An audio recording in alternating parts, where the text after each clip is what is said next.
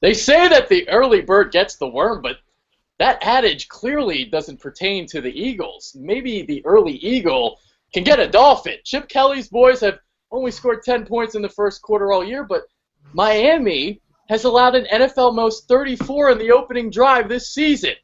Maybe, just maybe, this is the week that Philadelphia can get off to a good start.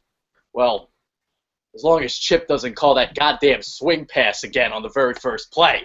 Newsflash, Chip, it doesn't work. Get rid of it.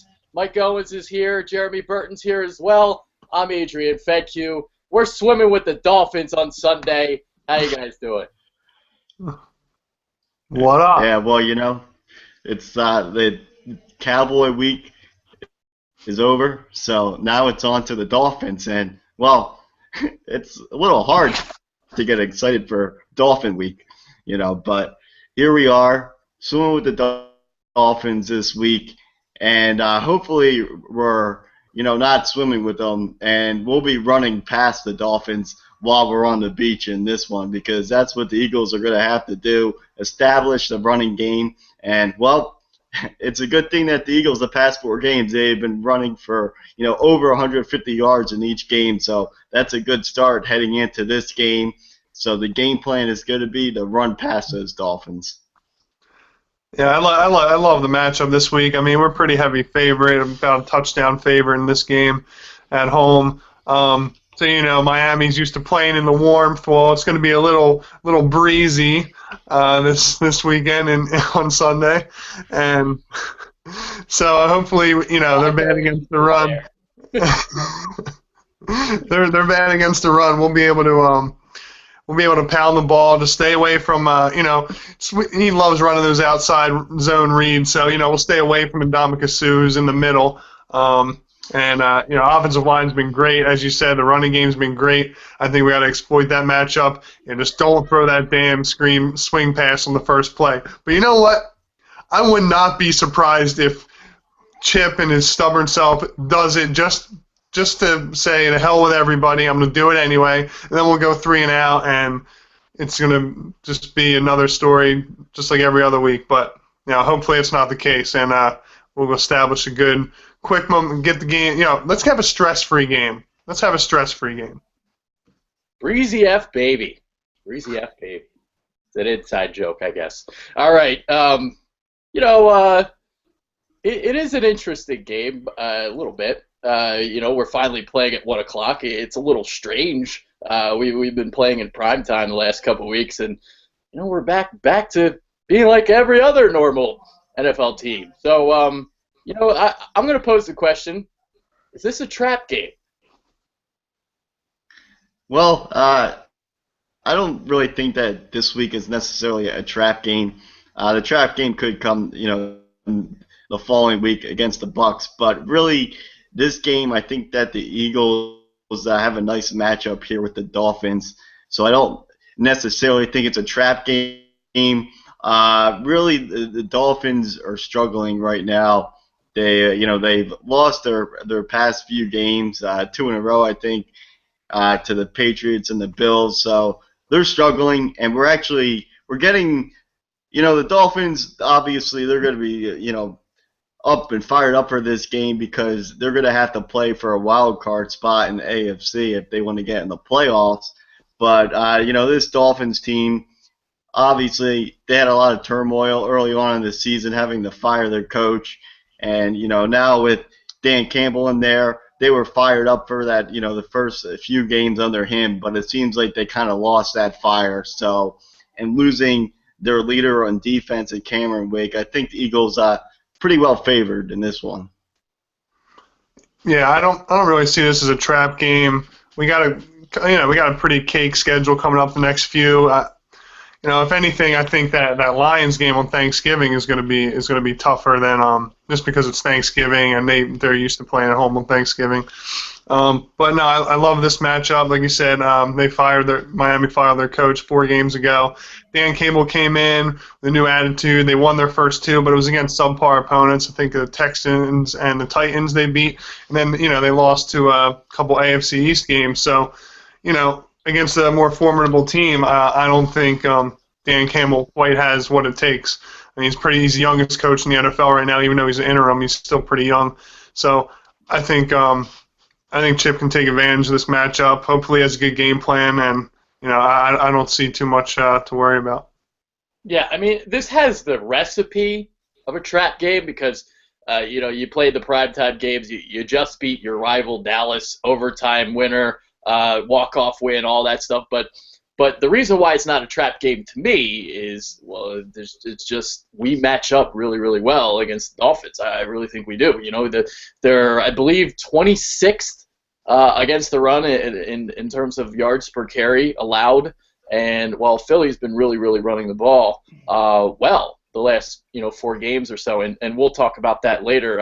What I want to talk about right now is the slow starts that the Eagles have been getting off to. The swing pass is coming. It's coming. I know it's coming. You guys know it's coming. It is coming. And we're going to get 2 yards, and then it's going to be 2nd and 8, and we're going to run the ball, and we're going to get stopped at the line of scrimmage. We're going to have a 3rd and 8, and, we're going to run a crossing route, and Jordan Matthews is going to be stopped short of the sticks. So we're going to go 3 and out. It's just going to happen, and we're just going to sigh, and we're going to move on. But you know what? Why are we getting off to slow starts? What do you guys think? Well, I mean, I think it's pretty simple. I think just Chip Kelly is very conservative with his first 15 plays. These scripted 15 plays that you come into a game with. He's just not aggressive at all, and it's something that the Eagles really need to change up to get out of this, rut with these 3 and outs early on. And instead of besides the conservative play calling, it's really just bad play calling altogether early on. I would really like to see them, not do that swing pass and try to get the running game going. I think early on what they really should do is they should try to get Ertz involved in the game. Like early on in the game, that's really where you want to get some 5-yard passes to Ertz and just get things rolling. Yeah, I'd say the slow start is due to play calling for the most part. I'd like to just first play of the game. I want to see an under the center run. That's what I want to see. Just to get 4 yards and then be in a 2nd and 6. And, it's better than that 2-yard swing pass. But I don't know. I think in the long run, Chip is just so stubborn, and he just wants to do it his way. He doesn't bring many plays into the game. He recalls some plays, so I don't think he ever comes in with an elaborate game plan. He just kind of, unlike Andy Reid, he kind of adjusts on the fly. Chip does, and I think it just takes him time to get into the game and see how the defense is reacting to him and so forth. So I think that's why it takes him a little time and why we are so bad in the first quarter. Yeah, you just said it perfectly right there. It's he's an adjuster. It takes him a couple possessions to adjust, and that's just what it is. He's not a good scripter. The first 15 plays are just very, very conservative. They're very vanilla. They just don't work very well.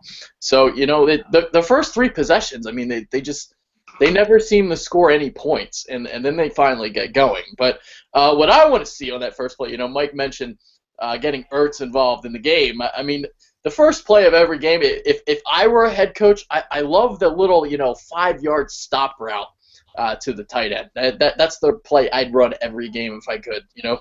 5 yards is better than 2 on the swing pass. Simple math, Chip. Yeah, no, you're exactly right there. So, yeah, I'd definitely like to see them get Ertz a little bit more involved early on in the game. But, we'll see if Chip Kelly ever wrote, well, the book would have an amazing cover, and people would buy it because they would be very intrigued. Then they would, get a few chapters into the book, and they would say, wow, this book really sucks. And then some people may put it down, and that's kind of what happened this season. A lot of people said, screw this book, and they threw the book in the trash can, and they threw it in the fire. But if you keep reading the book, as it goes along, it gets better and better. And that's kind of how Chip Kelly works as a play caller. So it's good that he can adjust on the fly, but, writing that book early on, he's not good. It is getting old. I mean, maybe one of these days, he'll grab the reader's attention right away in the first couple pages. But I just don't foresee it happening. Chip is who he is, and I think he is a slow starter. I would love to see go under center, give me a play action bomb like, Andy Reid used to throw to Deshaun, first play of the game. That was fun. You get momentum right on your side. It's like, how does Chip not think of something like this? Like, game plan to get off to a good start. Like, why do you want to just continue to be so conservative in the beginning? It baffles me. It doesn't make sense. He's a smart guy. I know he's a smart guy. Like, if I can figure this out, come on. I'm only an engineer here. Oh man, I like Mike's little reference there. I really like that. We are writers ourselves.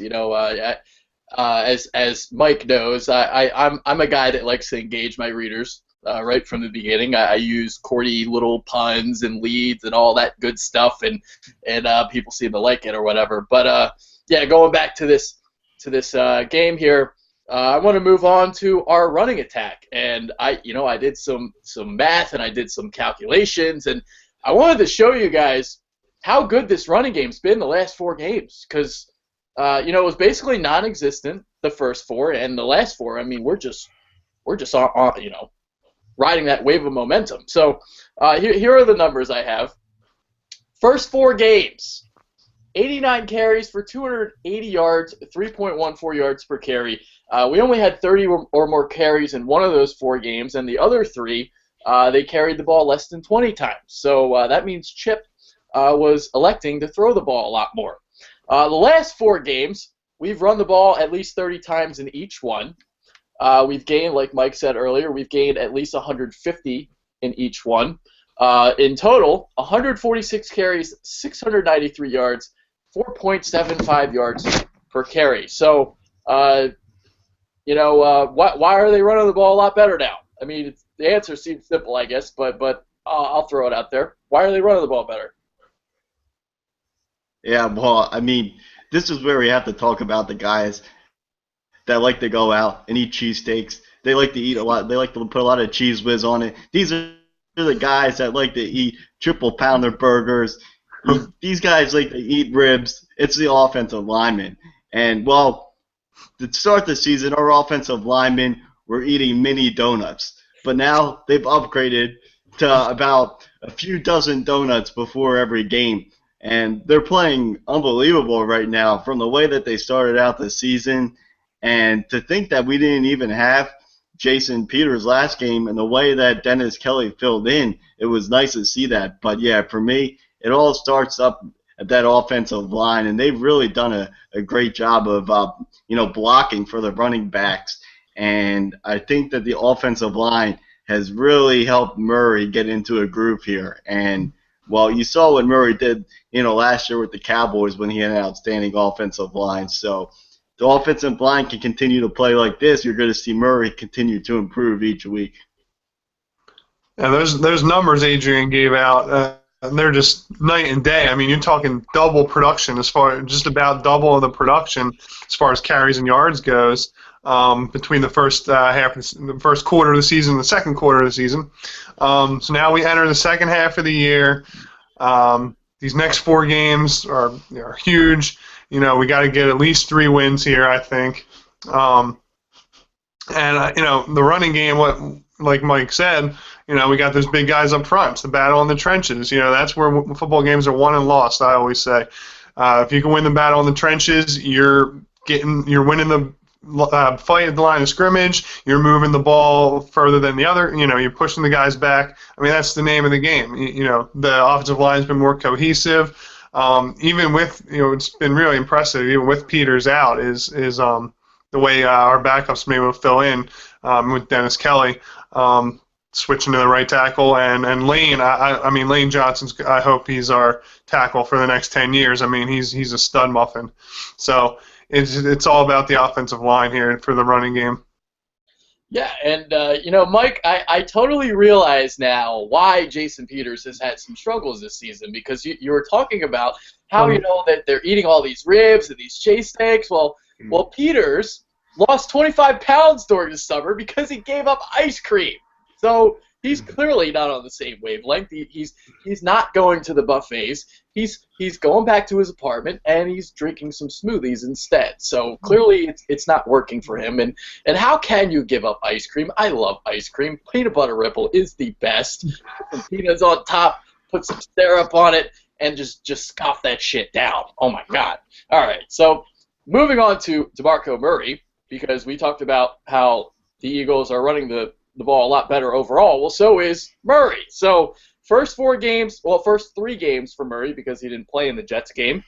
29 carries, 47 yards, 15.67 yards per game. Yeah, you. And 1.62 yards per carry. And the last 4 games, this is just astonishing. 77 carries, 343 yards, 85.75 yards per game, 4.45 yards per carry. So, same question here. Why is he running the ball better? And, well, I agree with you guys. It definitely is the offensive line, but there is some Murray improvements, and I'll let you guys talk about it right now.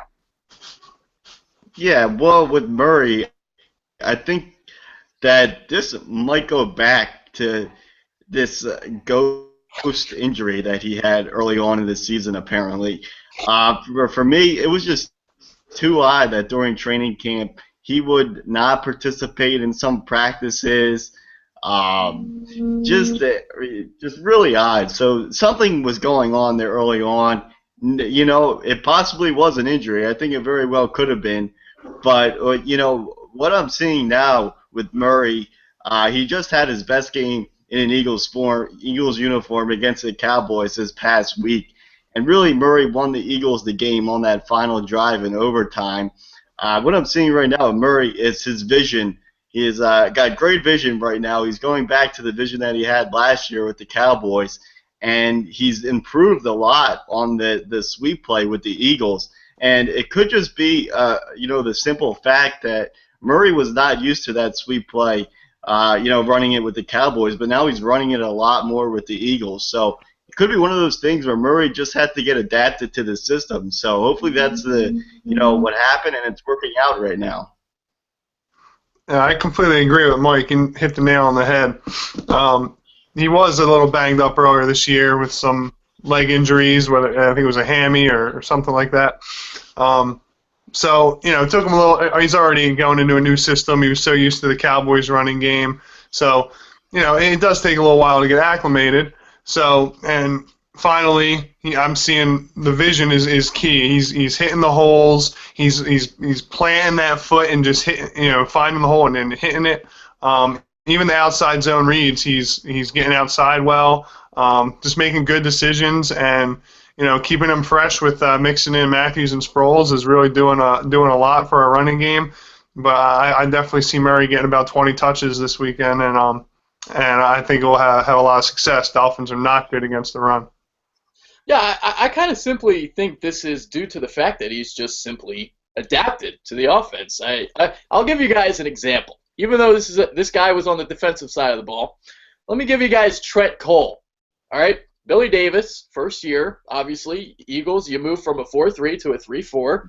Trent Cole, all of a sudden, he's going from rushing with his hand on the ground to having to stand up, and he has to play a little bit more coverage. He's got to do a little bit more against the run, and just learning a completely different style. Well, the first 8 games, when they switched to the 3-4, Trent Cole didn't have a sack. But the last 8 games, he turned it on, he figured it out, and he was a monster the second half of the year. And we're kind of seeing that now with Murray. Murray, he's a guy that likes to run downhill. He's a guy that likes to run from under center. And now he's running out of the shotgun. He's running these sweep plays. He's running to the outside. So completely, he's got to figure out the timing with his offensive line and just a lot of different things that he has to do. And we're seeing him, be a lot more decisive now with his cuts, like you guys were talking about, and he's just improving with time. I mean, it takes time with these things. We're an impatient fan base, I understand, but he's starting to get better, and we're starting to see the real DeMarco Murray.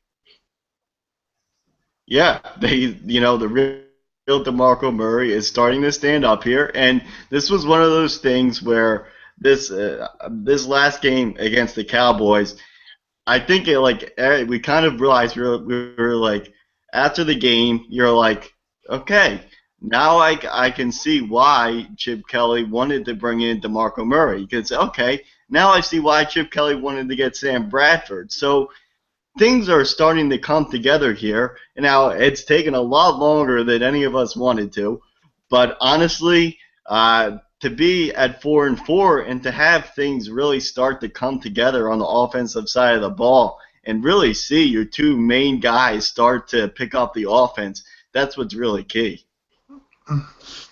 Yeah, and it is great finally seeing him show his old ways, and it's going to ultimately be better for our team in the long run. And we still have 8 games to go here. He's really in a groove. Obviously, there's the last 4 games. The stats were read earlier, so I mean, I'm not worried. I see him easily going over 1,000 yards and making fantasy football owners very happy that he drafted him, just like me, because I drafted him. You and your fantasy team. You love your fantasy football, you little rascal. All right, Murray, man. I mean, obviously the offensive line has helped as well. First 2 games, defenders were constantly in the backfield. Jason Kelsey, Jason Peters were just atrocious, but the offensive line has obviously gotten a lot better, and he's reaped in the benefits. So on to Sam Bradford, we move to Mr. Sammy Sleeves. He's another guy. He's improved. Last 4 games compared to his first 4 games, he looks a lot better. So again, the same question as the first 2. What's the difference? What are you guys seeing? Well, first off, what I'm seeing with Sam Bradford is I'm seeing a different composure in his personality. He seems to have a lot more confidence, not only on the field, but in his press conference.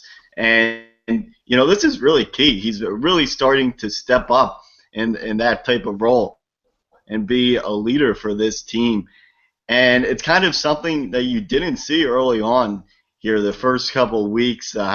Really, most of the weeks leading up to these past few games, he used to be very skittish. He was, kind of not shy in his press conferences, but very boring, I would say. And he would just say he didn't have an answer to why things weren't working. But now it seems like he has those answers. And the question I have for the Eagles is, it seems like Bradford is saying now that things are working out because they simplified the offense for him. Well, if that's the case, why the hell didn't they simplify this offense for him since day one? Yes, seriously. Well, maybe it was that meeting he had in the shower a few weeks ago that kind of got everybody going. I mean, who knows? He's got that one cockeyed eye, so. But no, it's definitely his poise, his demeanor looks a lot better. He looks like more of a leader. He's getting more. Seems like he's having a little bit of fun out there, which is what a quarterback should be doing. So I think that'll ultimately prove him to have a successful second half of the year, as long as he keeps it up and our receivers obviously catch the damn ball. I think most of it just has to do with the confidence in his knee again. The planting and all that. I've made this point on a few shows. I'm a guy that's had knee injuries in the past. I've torn my ACL. I've torn my meniscus. So basically what happens, I used to play basketball back in the day, and coming back from an ACL injury or just a knee injury in general, planting and doing all that stuff, going up for rebounds, you're hesitant because you're like, oh my God, I don't want to do it again. I don't want to tear my knee again. So you're not really planting with confidence. You're skittish out there, and you kind of saw that with Bradford. In terms of his weight shift, he wasn't striding into his throws earlier on in the year. You saw a lack of accuracy on the the deep in routes, the dig routes. You know, he was throwing short hops. You know, he was looking like McNabb out there. His deep ball was being underthrown. I mean, he was basically aiming and not really cutting it loose. So he didn't have the confidence out there, and that's kind of what I'm seeing. Yeah, well, it's interesting. You go back and you look at the preseason game against the Ravens. He takes that hit from Suggs, and I think everyone in Philadelphia was like, "Oh crap, this guy, he's gonna at some point this season, and he's going again." Because the way he just handled himself, it didn't look good at all. But now it's progressed to the point where Bradford is taking big hits, and you're not even worrying if he's going to get up because you know he's going to get up. So, I mean, there's been a huge difference in his really his pocket presence. He's doing a nice job of stepping up in the pocket now and really just doing a nice job of taking the hits. He's taking the hits, you know, with authority, and he's not nervous about it at all. So that's the key there with Bradford. Yeah, and, you know, he is taking these hits. He is a little skinny. He doesn't quite have arms like these. But you have to show off. You know, come on, man. But fat on top of fat, and you got muscle on top of muscle. That's not fair. So, you know, he is showing a lot more toughness and leadership. But so, Oculi wannabe. Now my cheeks are all red. I don't even know what I'm doing. But that was hilarious. I had to do it. But you're right. No, I'm not really worried about him getting injured. And even if he is, you know, we got Sanchez backing him up. You know, we all have full confidence in Sanchez, don't we? Well, no. Well, I have confidence in his hot dog eating ability, and not so much with his play on the field. And the butt fumble. He's gonna have another butt fumble. Yeah. Man. Oh man. Yeah. You know, I think Mike referenced simplifying the offense and all that stuff. I think Chip has also learned which throws he's better at. Stuff like that. Obviously he throws the wheel route to perfection. I mean that. Throws one of the best wheel route throwers I've ever seen, to be honest with you. I mean, he's always putting it on the money, the proper trajectory, just drops it right into the bucket. So it's a little bit of that, a little bit of they're running the ball more, so it's helping him in the play action game. They're rolling him out more. He seems comfortable throwing on the move. So a lot of different factors as to why he's looked a lot better the last couple games. Yeah, I think number one game, like you were saying there, that's probably the biggest thing because the first few games they just could not run the ball at all, and then Bradford tried to do too much, and then the interceptions came, and it was just not pretty. But right now, with them able to run the ball, getting over 150 yards in 4 straight games, I mean, you won 3 of those 4 games, so. That shows you that if they get that running game going, Bradford doesn't have to do too much, and he can, really just become just a game manager almost. Just be a clean quarterback, not throw any interceptions. Yeah, absolutely. He has to cut down on the picks. But he's still, the ratio isn't still quite there. He's pretty even on the ratio. I'd like to see that improve a little bit. But we run the ball a lot, so he's not getting as many passing touchdowns. But he is making better decisions. He's throwing the ball on the proper shoulder. It seems the past couple games, against Carolina and Dallas, he's been more accurate. None of those McNabb skippers, little off the grass. So we were totally over that with McNabb. So. It's good. It's good to see him coming around. Like I said, there's still 8 games left. We're only halfway through the season here. There's still a lot of room a lot of places to improve, and I think we'll do that and ride the momentum. And I think we're looking for a good second half here. Yeah, and let's get into this game a little bit now. Because I think they're going to run the ball a lot because I don't know if the Dolphins can stop a running attack. I watched the game earlier today. The Dolphins played against the Bills last week, and The Bills were running the ball early and often, and they were running it along the boundary, which is exactly what we do. So, and they were running it very, very effectively, and they were running it very, very effectively on the side that Cameron Wake used to be on. Obviously, he tore his Achilles, and he is out for the season. So, you run those sweep plays and you run those outside zones, and I think they're going to be, galloping for a bunch of yards on the ground. Yeah, them losing Wake was really big for them. Wake is really the leader of that defense, and without him, I mean, obviously the main guy on that line is Sue, so he's going to be a beast to deal with along that line. But really, if they can get past him, they should be have plenty of room on the outside. So, yeah, I think that this could really be a big game again for the running game. You really could see, last week the Bills, they had Carlos Williams and LaShawn McCoy both go over 100 yards. So you could see same thing here where maybe Matthews and Murray both go over 100. Yeah, I can definitely see us getting 200-plus yards in between our three backs. That'd be great. Or just give all 200 to Murray because that'll do wonders for my fantasy league.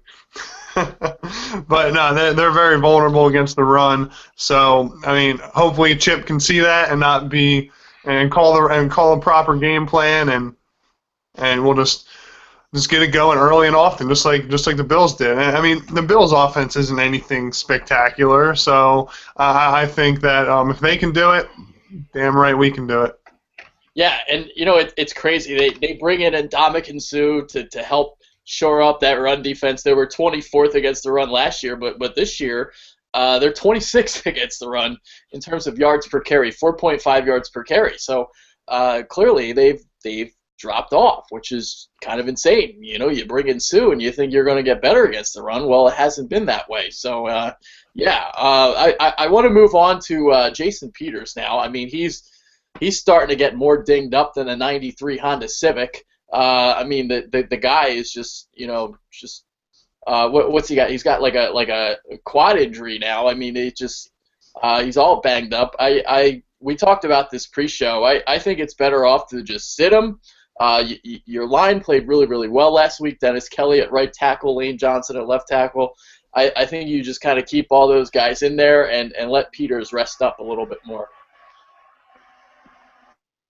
Yeah, heading into the last game against the Cowboys, I was definitely worried with Dennis Kelly out there at right tackle. But, Dennis Kelly won me over after the game that he played. So if, Dennis Kelly can do a nice job against, he played against Greg Hardy in some situations. So if he can stop Greg Hardy, then I think that he should be fine for this game against the Dolphins. So, yeah, with Peters, this is one of those things where Eagles are going to need Peters, heading down the road here when we're trying to win the NFC East. So, yeah, I think you hold off Peters for another game, and you go with, Lane Johnson at left tackle again, and then you go with Dennis Kelly at right tackle. Yeah, especially in this matchup, we saw how well the offensive line did last week with Dennis Kelly filling in and Lane Johnson going to left. And I think, it's better to hold Jason Peters out. He's such a valuable asset. To even, it's not worth putting him out there at 60, 70, even 80, whatever percent healthy he is. The way the offensive line played last week and how bad the Miami's run defense is, I think you just gotta play the matchup here and be smart with somebody like Jason Peters because, it's apparently some sort of nerve injury and in his back and it's affecting his quad and for an older mid-30s guy, big guy, 350 plus pounds, whoever big he is now, they cut down the ice cream. It's really not. It's better safe than sorry here. So I want to. I totally agree, and just keep him out at least a game. Maybe even against Tampa too. I don't know what it's going to take for him to get back comfortable 100%, but I think we got these next couple games with a cushion to where we can afford to rest Peters a little bit. Yeah, I agree. And the other guy in the injury landscape is Malcolm Jenkins. Reportedly, he played through the Dallas game with a concussion. So we'll see what happens with that. I mean, I don't think the concussion is the reason why he struggled. I just think he had a bad matchup against Cole Beasley. Cole Beasley is, really quick and shifty, and Jenkins is a little bit bigger and taller. It just wasn't a good matchup for him. I don't really think it was due to the concussion. What do you guys think about that? Yeah, well, actually, I think part of it does has to do with the concussion because Malcolm Jenkins, when he talked today, he actually said that he thinks that the concussion contributed a little bit to him with the speed of the game. He said that the game was a little bit faster than normal for him, and the fact that he suffered this concussion possibly in the second quarter, it definitely shows. So, but I definitely think you're right. I think it was definitely going to be a tough matchup for him either way with Cole Beasley there in the slot. But, yeah, it was interesting to hear Malcolm Jenkins' press conference today because he really opened up about the whole thing. I mean, he was brutally honest. He said that he got a concussion. Pretty much he did not want to come out of the game, so he did not tell anyone until after the game. And, well, thank God he didn't. Because we needed him out there on the field, even though he struggled a little bit, but he's still a great player. Yeah, I mean, Cole Beasley's a tough cover in the slot with with anybody. I mean, the way he's kind of shifty and the way he makes his runs his routes. But yeah, I saw Jenkins struggle against Beasley a little bit. Obviously he get concussed. Obviously wasn't severe enough to where he's taking himself out of the game. He obviously kept it a secret. So he went out there and played, and we needed him out there. It's better than having Chris Maragos out there. So I think it was definitely necessary. He gutted it out. He looks like he's in line to play. He was back at practice today. So it's a good sign. So Jenkins is huge on our defense. He's one of our leaders on defense, especially now that Hicks is out. I think he's one of our unsung leaders there, and we need his presence back there absolutely. Yeah, and Mike, you talked about his interview. I mean, he's one of the best interviews out there. He is brutally honest. He is one of those kind of guys, and I love listening to him talk. He's very, very intelligent guy, and just listen to him talk about football. It is awesome. But I want to move on to our run defense because our run defense, the last two games, yeah, not really that good. The Dolphins have two guys, Lamar Miller, obviously, pretty good back, and last week making his rookie debut was Jay Ajayi, Boise State product, 5th-round rookie. He looked pretty good. He's kind of a bigger back, and he looked pretty explosive. So I'm curious to see how the Eagles fare against those guys. But the thing about Miami is their offensive line isn't very good at all. Brandon Albert's solid. He's their left tackle. You got Mike Pouncey playing center, but other than that, I mean, it's abysmal. They got, I believe, Dallas Thomas as a guard. He's terrible. I'm not sure if Juwan James is coming back at right tackle. He's pretty bad. They got a rookie starting at right guard. I forget his name, but he's a rookie. So it's not a good offensive line, and I think the Eagles' run defense should be back to where it was before. Yeah, I think that the run defense will get back to where it was before. There's an audio clip from Jason Witten on the sideline, in the last game, and he was talking about Fletcher Cox, and well, he called Fletcher Cox a man dog, and well, that's what Fletcher Cox is, because he's a freaking beast, man. And him and Benny Logan, I think that you're really going to see them in the backfield this game, and I think that they can really disrupt the Dolphins' running attack. So, yeah, I think that we're not going to see a 100-yard rusher this week against our rush defense. Yeah, I hope we're back to form. Like you said, and their offensive line isn't that great. And another thing, Tannehill has been sacked more than many quarterbacks. He's always tops in the league past couple of years and getting and this year so far getting sacked. So hopefully we can get that pass rush going as well as stopping the run. You mentioned the rookie Jay Ajayi, however you pronounce it. Yeah, I believe he had 5 carries for 41 yards, so that's an 8-yard per carry clip. that's pretty solid.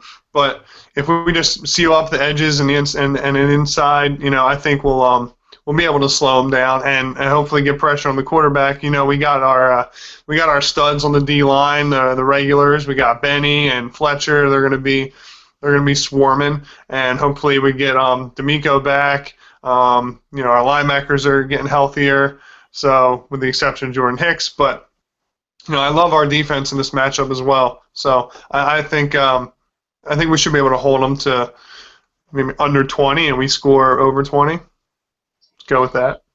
Yeah.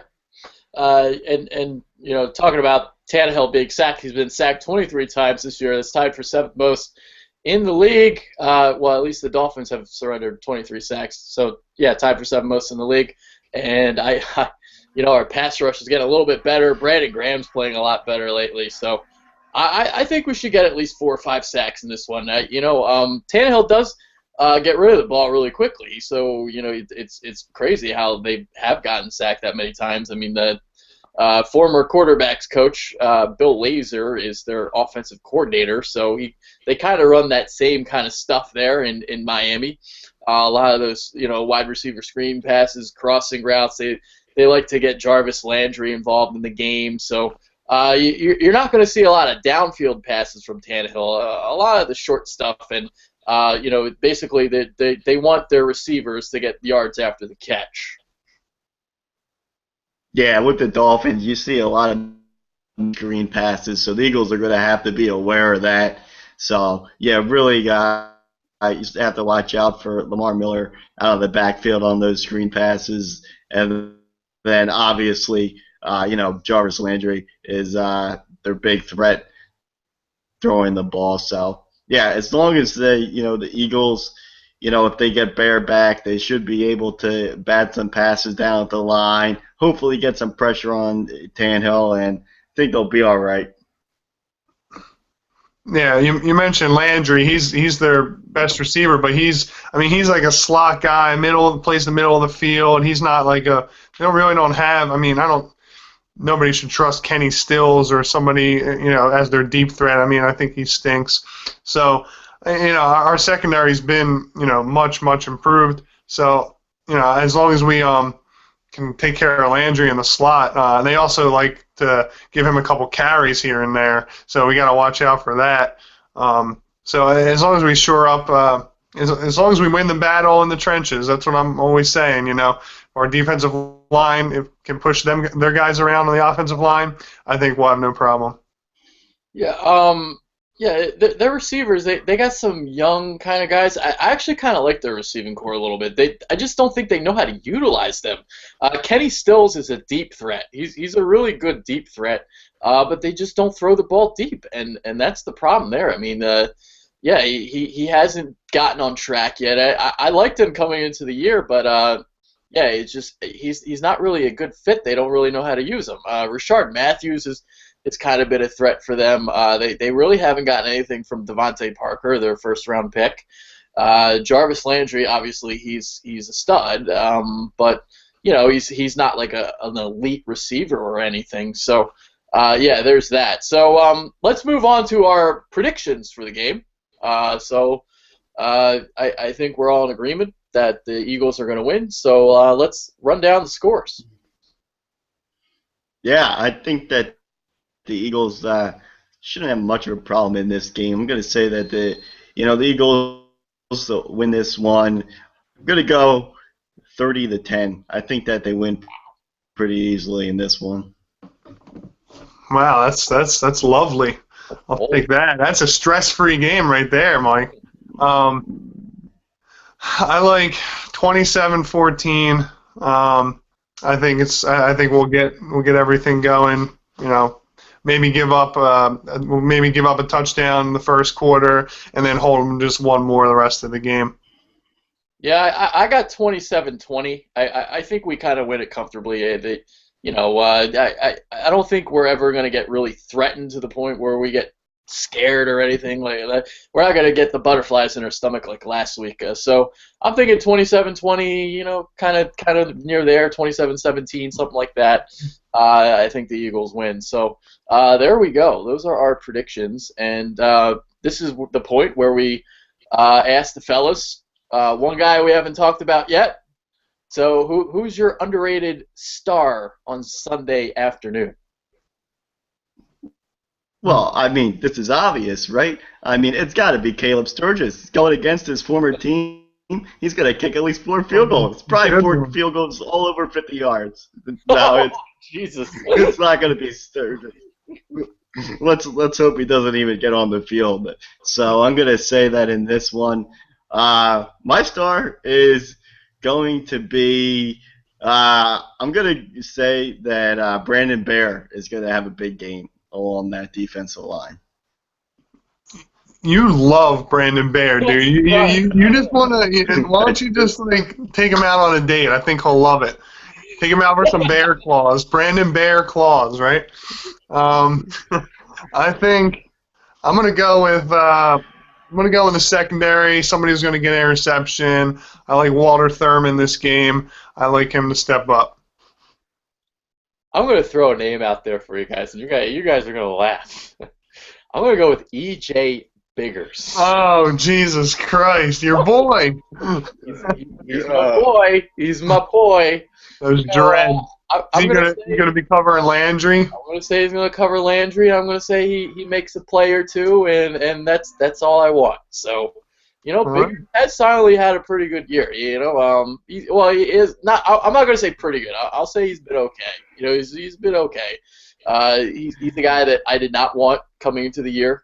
He's always stunk, but this year he hasn't been that bad. And he had a nice pass breakup on a 3rd and 6 last week. So to be completely honest with you, what they're getting from Biggers, basically what they'd be getting from Boykin. So I can't believe I'm saying that, but it's true. Wow. Yeah. And meanwhile, Boykin is sitting in Pittsburgh again, wondering why he can't get on the damn field. Yeah. Yeah, it looks like we're not going to get that pick. If he, what was it, a 5th rounder turned to a 4th rounder if he plays more than 50%. So we're going to be stuck with a 5th rounder. But like you said, yeah, Biggers quietly, he doesn't play a lot, but he's made plays when he's been out there. He's been noticed. Let's just say that he's been noticed, which is good. Yeah, I mean he's gotten beaten his fair share of times. I mean that's expected, but he's also had some pass breakups, and that's what's shocking me. That's what I like to see. So E.J. Biggers, I just don't like tweeting about him because like I said, the B and the N is just way too close to each other. I don't like to fool around with that. But yeah, E.J. Biggers, that's my guy. So all right, so now it's pretty much time to wrap things up. So it's final thoughts time. I want to try to make our shows a little bit shorter. We've been really going long the last couple of weeks. So final thoughts time. Yeah, well, it seems like the Eagles' win over the Cowboys has thrown Des Bryant into an anger management here because the guy has went off today in the Cowboys locker room. He went off on a reporter, just being typical Des Bryant. He's not happy with the Cowboys right now. So, that whole Cowboys team, it was bound to happen with having personalities like him and Greg Hardy on the team. It's just not a good situation, especially with them losing. So it was really nice to see the Eagles win last week, and now we can just watch the Cowboys fight each other. Yeah. Final thoughts. I want to just get out there and get this win. We're back home. We haven't been home in a few weeks. We had the bye week. We were away 2 weeks in a row. So I like our hometown crazy zany fans to take over this game, 12th man, and just let's get off to a fast start and let's get this win. Yeah. My final thought. It's the Cowboys. They're 2-6. Their season is over. So really quickly, I just want to hold a moment of silence for the 2015 Dallas Cowboys. Silence over. Bye. See ya. Bye, Dallas. They're done. They're done. Stick a fork in them. Yeah. That. Oh man. There was a Dallas fan that tweeted that he thought that they were going to win their last 8 games, Wow. and I just like 100 characters, all used up all 140 of my characters with ha ha ha. That's a joke, right? It was not. Yeah, It's on my Twitter, right? You could if you go on the Bitterbirds Twitter, there I think his name is like Tony MVP9 or some shit. So yeah, I responded to him and yeah, I gave him the business. Yeah, the Cowboys will win 8 games in a row, and I'm 5'8" too. And you got small muscles. Yeah. Really, really small muscles. Oh boy. Don't bust them out again. Don't embarrass me. No more embarrassment. Oh man, I mean, you put those up and then you compare it with this. So look at how much you can grab.